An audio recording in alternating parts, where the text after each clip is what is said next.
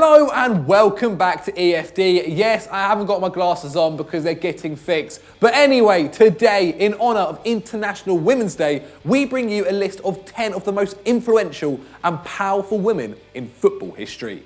10. Karren Brady. We begin with the so-called First Lady of Football. Karren Brady is just 48 at the time of recording, but she has been a tycoon in the sport for almost 30 years now. The daughter of a successful property developer, Brady began her career in advertising, where she struck a deal with publisher David Sullivan. Impressed by her business acumen, Sullivan hired her as a director of his sports newspaper empire, and when Birmingham City was put up for sale in 1993, Brady persuaded him to buy the club and let her take control. Apparently, when Sullivan told her she would have to do the job twice as well as a man, she replied, "Well, that's not difficult." She became the first ever female director of an English club, aged just 23. On Brady's first day at the club, one player made a sexist comment about her breasts, and he was promptly sold. And this was no publicity stunt. By the end of her time at Birmingham, 75% of the senior staff were female. Under her directorship, the club achieved Premier League status, and her success in the Midlands led her to being appointed as an advisor for England's bid to host the World Cup. By 2010, Brady had made an estimated £82 million. By 2014, she was sitting in the House of Lords, and a year later had helped secure West Ham's move to the Olympic Stadium. 9. Marta. From the First Lady of Football to the lady dubbed the Queen of Football, Brazilian forward Marta is perhaps the first truly global star of the women's game. Born in Alagoas, one of Brazil's poorest states, Marta grew up playing football with her male cousins in the street, something which had been frowned upon as women had only recently been allowed to compete in the sport after a 38-year ban. At 13, she faced her own ban from playing with boys, but a year later was spotted and was snapped up by Vasco da Gama. By 17, Marta had chosen to leave Brazil, where the women's game still struggled, and headed to Sweden to fulfill her potential. In her first season, she fired Yuma IK to the UEFA Women's Cup, before winning silverware with her country at the Olympics 2 months later. She has since gone on to score 108 goals for Brazil, 30 more than Pelé managed, and won the FIFA World Player of the Year award for 5 consecutive years. Furthermore, she made the top 3 every year between 2004 and 2014. She may not be among the world's richest sportswomen, and her achievements are still not recognised by some in her home country, but Marta has come from nothing to inspire a generation of female footballers. For that, she is very powerful. 8. Eniola Aluko. Thanks to @Englioness's suggestion on Twitter, we turn our attention to Eniola Aluko, who despite being a fantastic footballer, makes our list for what she's done off the field. Whilst winning trophies with Charlton, Birmingham and Chelsea, and turning out for the England national team, Aluko was also studying to be a lawyer, and her ability to put together a compelling argument was no doubt helpful when she later took on the FA. In August 2017, she spoke out publicly about previous allegations she had made to the authorities about England's women coach Mark Sampson, who was later sacked from his position and found guilty of making racist remarks to Aluko and her teammate Drew Spence. Had Aluko not persevered in her quest for justice, it's likely he would have carried on as coach, as the FA was determined not to disrupt the team's preparation for the 2017 European Championships, seemingly at any cost. She eventually won a £40,000 settlement from the governing body for their own part in the cover-up, spelling a victory for those striving to eradicate bigotry and corruption from football, one of the modern game's greatest whistleblowers. 7. Asako Takakura. We may have discussed business tycoons and iconic players, but if you're looking for a female coach who is all-powerful, look no further than Asako Takakura. Thanks to its Katie Queen for this one. In our home country, Japan, Takakura is as prestigious a footballing figure as any, due to the fantastic work she has done with the women's national side. In fact, she has managed the team at every level. In 2014, she led the under-17s to World Cup glory, with the team scoring 23 goals and conceding just once in 6 matches. And she took them to 3rd place at the under-20 tournament in 2016, beating the mighty Brazil along the way. That same year, she became the first woman in the country's history to be appointed manager of the senior side, and she continues to coach the under-20s as well, meaning she has unprecedented control over the development of the country's talent. This also means Takakura will be overseeing a World Cup campaign with the youth side in 2018, and another with the senior side the following summer. No wonder she's won the award for Asia's top female coach on 5 separate occasions. 6. Ting. Ting was given the nickname Beef Ball for her toughness, and she needed that quality when she was placed in charge of Eastern Sports Club in 2015, a men's team in Hong Kong's Premier League. Chan was just 27 when she was given the job, but coached Eastern to the domestic title in her debut campaign. It was their first title in 21 years, and Chan was the first woman to ever win a men's league as a manager. Chan had cut her teeth as a data analyst and coach at various Hong Kong clubs, as well as with the state's national team, and while working full-time, she earned a master's in sports science and health management. Eastern made her an assistant coach in 2015, and after their manager unexpectedly left, they turned to Chan,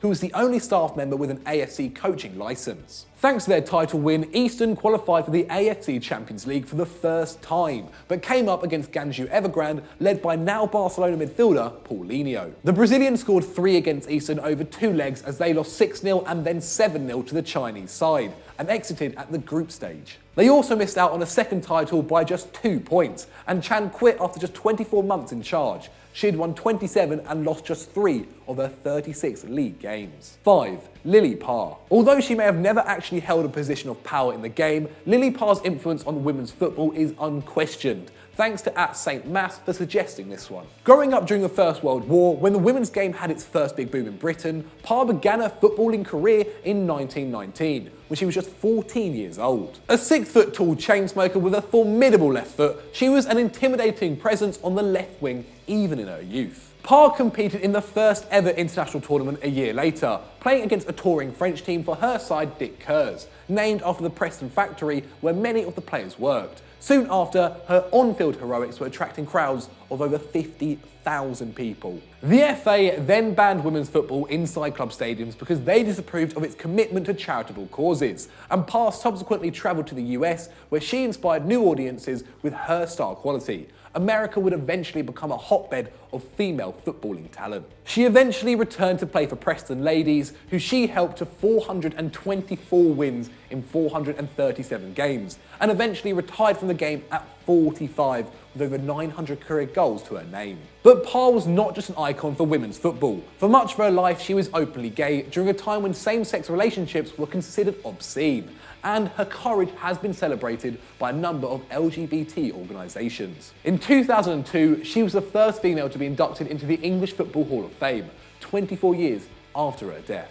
4. Mia Hamm. The third most capped player in the history of football, Mia Hamm played 276 times for the USA and contributed to 302 goals in those appearances. Hamm won her first cap at 15 and went on to win 2 World Cups and 2 Olympic gold medals, eventually becoming the first woman ever to be inducted into the World Football Hall of Fame. Hamm had a key role in making female footballers commercially viable, earning sponsorships with Pepsi, Gatorade and Nike during her 17-year career at the top level, and she has continued to change the game after retirement. An ambassador for Barcelona, Hamm is also on the board of directors at Roma, using her profile to raise support for the Giallorossi in America. But another aspect of her work is harder to see. Hamm and her husband are investors in Los Angeles FC, the new football club which will compete in the MLS for the first time in the 2018 season. And rather than have their matches broadcast through traditional media, LAFC's games will air on YouTube, making them the first major sports team to do so. With Netflix and Amazon expected to enter the competition for football rights over the next few years,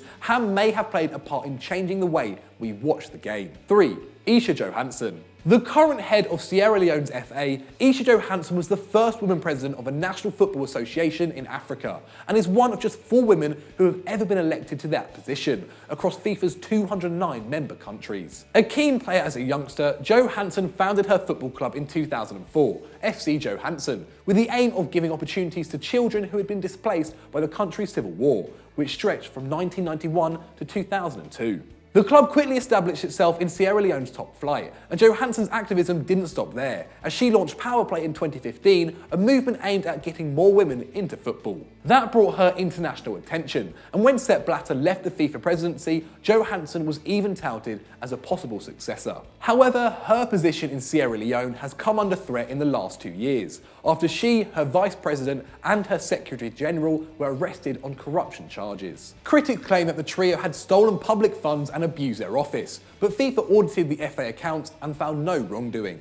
Johansen herself claimed that the corruption trial is a ploy to prevent her inquiry into match fixing in the country, which saw 11 officials suspended in 2014 and has kept the National League out of action for 3 years. The outcome of the trial is still uncertain, but Johansen's role in breaking barriers for women in African football is undeniable. 2. Marina Granovskaia. A dual citizen of Russia and Canada, Marina Granovskaia is a self-made woman. She started out as Roman Abramovich's personal assistant at his oil company, Sibneft, as a 21-year-old fresh out of Moscow State University, and has worked her way up to become the chief executive of Chelsea, making her responsible for all the club's off-field operations at just 42. Granovskaia joined the Blues when Abramovich bought them in 2003 and has acted as the representative in London ever since. She now runs negotiations for the Blues, and in 2017 closed a 15-year deal with Nike to manufacture the club's kits, which netted Chelsea an incredible £900 million, as well as sponsorships with Carabao and Yokohama, which bring in a reported £50 million a season. While managers came and went at Stamford Bridge, Granovskaia and technical director Eniola oversaw Chelsea's much criticised